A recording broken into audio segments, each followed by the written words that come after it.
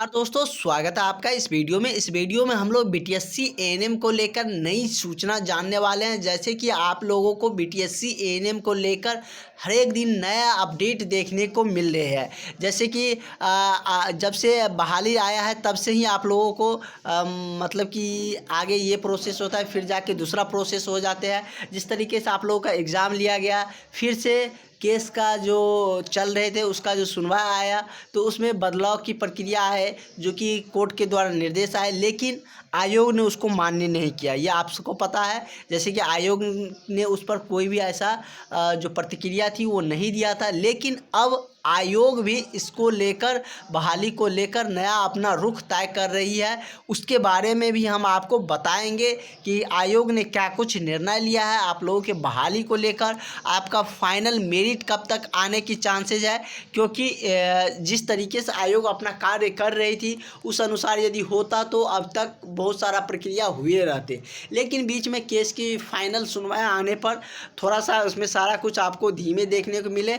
और उसके बाद यदि हम बात करें तो जैसे कि आप ये जो कोर्ट के द्वारा जो अपडेट आ रही है, जैसे कि बिहार सरकार के द्वारा जो आप लोगों के आयोग है उसके द्वारा डबल बेंच पर कर सकते हैं या उनके द्वारा केस फाइल किया गया है। जैसे कि आप यहाँ पर देख सकते हैं सारा कुछ दिया गया है। Petitioner Bihar, the state of Bihar. उसके बाद यदि रीपिटिशनर की हम बात करें तो जो आपका अर्चना जी थे उन पर रीपिटिशनर किया गया है। और जैसे कि अभी तो प्रेजेंट स्टेटस इसका पेंडिंग दिखा रहा है। अब आप लोगों को इसको लेकर वेट करने होंगे, क्योंकि 7 मार्च को ये केस फाइल किया गया है। तो ऐसे में अब इसकी भी सुनवाई होंगे तो देरी लगेंगे। इसके लेकर अब बहुत जल्दी आप लोग प्रोसेस इसका नहीं देख सकते हैं, क्योंकि इसमें अब थोड़ा सा पेज फंस गया है। अब आयोग भी चाह रही है कि हमारे अनुसार बहाली की प्रक्रिया हो, क्योंकि आयोग की हम बात करें तो उन्होंने अपनी जो बहुत सारी प्रक्रिया थे डीवी की और भी बहुत सारा प्रोसेस थे उनको पूरा कर लिया था। तो आयोग नहीं चाह रहा है कि फिर से सारा प्रोसेस उस तरीके से किया जाए, क्योंकि एग्ज़ाम भी करवाया गया। तो इस तरीके से आप लोग समझ सकते हैं। तो आप लोगों का जो अब बहालियाँ होंगे उसमें थोड़ा सा समय लग सकते हैं, आप लोगों को इंतज़ार करने होंगे।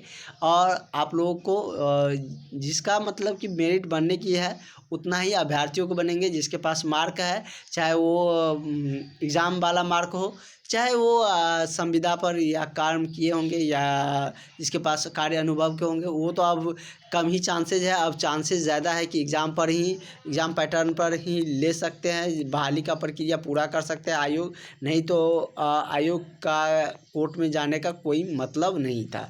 तो इसलिए हम बार बार आपको कहते आ रहे हैं, जो भी कैंडिडेट का सिलेक्शन नहीं हुआ है या जिनको भी नया बहाली जो आने वाली है, नया रिक्वायरमेंट जो आने वाली है, उसमें आपको एएनएम की जॉब लेनी है तो आप लोग ज़रूर इस नंबर पर ज्वाइन करके क्लास ले सकते हैं। आपकी क्लासेज चालू है, आप लोग इस पर नंबर पर कांटेक्ट करके क्लास नोट्स सारे कुछ आप ले सकते हैं। डेली आपकी क्लासेस चलती है, क्योंकि आपकी तैयारी बेहतर रहेंगे तभी आपको जॉब अब मिलेंगे। क्योंकि नियमावली तो अब 23 का लागू होंगे, जो भी वैकेंसी आएंगे बिना एग्ज़ाम का अब कोई गुंजाइश नहीं है। जो भी अब बहाली आएंगे, चाहे बीएससी नर्सिंग का भी अब बहाली आने उसमें भी एग्ज़ाम है। एएनएम का तो बात ही मत करिए, एएनएम में तो एग्ज़ाम होंगे ही होंगे, क्योंकि आप लोगों को लेकर नियमावली तो बन चुका है 23 का। तो उसमें अब आपका एग्ज़ाम के अलावा कोई गुंजाइश नहीं है। मार्क बेसिस पर अब जो नया बहाली आएंगे उसमें नहीं होंगे। इसमें भी अब वही प्रोसेस जिस तरीके से हो रहे हैं हो सकते हैं। अभी कुछ कहा नहीं जा सकता है, क्योंकि कोर्ट का निर्देश भी आ चुके हैं, ऊपर से ये रिपिटिशनर भी किए हैं। तो आगे की जो सुनवाई होंगे या कोई सूचना आती है तो वो सारी जानकारियां हम आप तक ज़रूर पहुंचाएंगे। आप लोग चैनल को सब्सक्राइब करके ज़रूर रखें, जिससे कि कोई भी जानकारियां आप तक सबसे पहले पहुंच सके। Thank you.